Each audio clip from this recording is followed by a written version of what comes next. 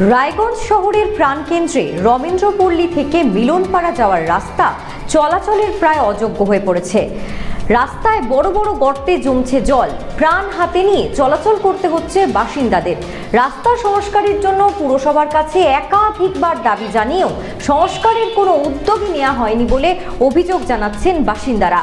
পুরসভার এই নিষ্ক্রিয়তা নিয়ে পুরসভার বিরুদ্ধে কিন্তু ক্ষোভ উগরে দিয়েছেন বাসিন্দারা। আপনাদের আরেকবার জানিয়ে রাখি যে এই রায়গঞ্জ শহরের প্রাণকেন্দ্রে এই যে রবীন্দ্রপল্লী থেকে মিলনপাড়া যাওয়ার যে রাস্তা রয়েছে সেটি কিন্তু চলাচলের একেবারেই অযোগ্য হয়ে পড়েছে। আপনারা দেখছেন সেই রাস্তার ছবি, একেবারে বেহাল অবস্থায় রয়েছে সেই রাস্তা।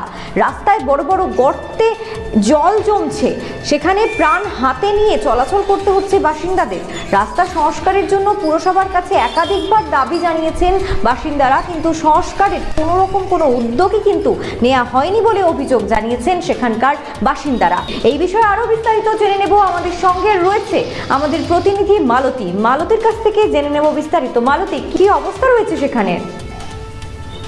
হ্যাঁ, একেবারে দেবস্মিতা, এই মুহূর্তে আমি রয়েছি রায়গঞ্জের রবীন্দ্রপল্লী ৯ নম্বর ওয়ার্ডের রাস্তাতে। এই রাস্তা এতটাই বেহাল, এতটাই নকরজনক অবস্থার পরিস্থিতির মধ্যে রয়েছে যে এই রাস্তায় যাতায়াতের চলাফেরা এতটাই খারাপ পরিস্থিতির মধ্যে দিয়ে তাদেরকে চলাফেরা করতে হয় যে রীতিমতো এই রাস্তায় অটো, টোটো, মোটরসাইকেল, সমস্ত কিছু যায়, কিন্তু টোটো থেকে রীতিমতো প্রায় দিনই টোটো থেকে পড়ে গিয়ে হাত পা ভেঙে যায়, কারোর বা মৃত্যু পর্যন্ত ঘটেছে এই রাস্তাতে। তারা জানিয়েছেন বহুদিন ধরে এই রাস্তা, বহু বছর ধরে সারানো হয় না। পুজোর আগ দিয়ে কিছুটা রিপেয়ারিং এর কাজ হয়, কিন্তু সেটা ক্ষণিকের জন্য, তারপরে আবার জায়গা স্থায়ী, এমনটাই জানিয়েছেন এখানকার বাসিন্দারা। দেবস্মিতা, আপনারা দেখলেন রায়গঞ্জ শহরের প্রাণকেন্দ্র, যেখানে রবীন্দ্রপল্লী থেকে মিলনপাড়া যাওয়ার যে রাস্তা, সেই রাস্তার কিন্তু একেবারেই বেহাল অবস্থা। এবার আপনাদের দেখাবো সেখানকার বাসিন্দারা কি বলছেন।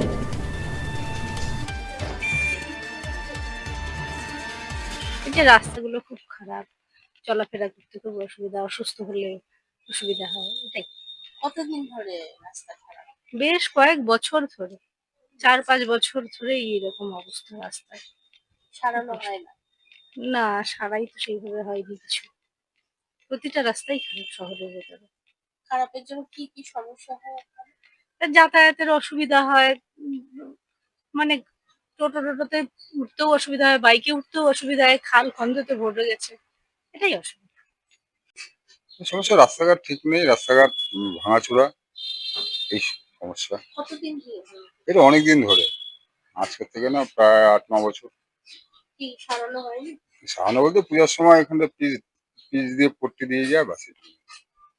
তারপরে আবার যাইতেছে। হ্যাঁ, যা আছে তাই। আপনারা জানিয়েছেন? না, আমরা জানি না। সমস্যা মানে রাস্তাঘাটে চলার গেলে মানে বহুত লোকের মৃত্যু হলো, এবং টোটো এই ইদানিং কয়েক মাসের মধ্যে প্রচুর ছেলে মারা গেল রাস্তার এই অবনতির হওয়ার জন্য। তো রাস্তাঘাট ইমিডিয়েট সবাইকে দেখা উচিত।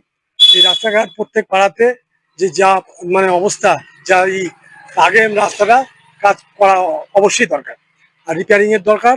যেখানে যেখানে রিপেয়ারিং কাজগুলো হোক, তারপরে নাই ঠিক করা যাবে।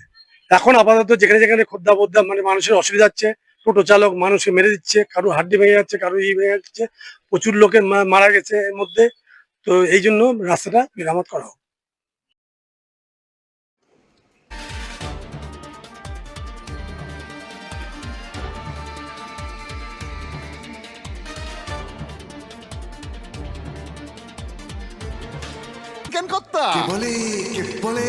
বড় মাছের স্বাস্থ্য দেখে শরীর খারাপ লাগে বুঝি? আরে মাছেরা বলছে, এবার থেকে আপনার মাছেদেরও দিন কল্যাণীস প্রিমিয়াম ফ্লোটিং ফিশ ফিড। ঘরের লক্ষ্মী আজই ঘরে আনো কল্যাণীস প্রিমিয়াম ফ্লোটিং ফিশ ফিড, ভাসমান খাদ্য।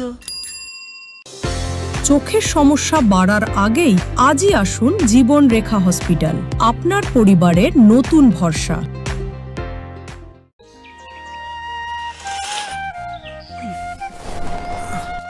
হ্যাঁ রে, তুই নিজেকে কি সুন্দর ফিট রাখিস, তোর বরকে রাখতে পারিস না? তোর দাদা জেনেছে nature pure rice bran oil দিয়ে রান্না করলে শরীর এমনি সুস্থ থাকে। হ্যাঁ, সে তো ঠিকই। শরীর চর্চার পাশাপাশি ভালো তেল দিয়ে রান্না করাটাও জরুরি, আর সেই জন্যই আমার একমাত্র choice nature pure rice bran oil. শরীর সুস্থ রাখার জন্য আমার পছন্দের সেরা cooking oil nature pure rice bran oil সম্পর্কে স্বাদ এনে দেয়। ভারত টিভি আস্থার আওয়াজ।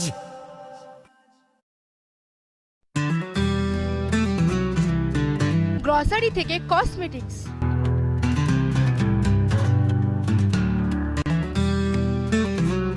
আপনার যে কোনো প্রয়োজনীয় জিনিস পেয়ে যাবেন একই ছাদের তলায়। আমাদের ঠিকানা LIC মোড়, রায়গঞ্জ, উত্তর দিনাজপুর।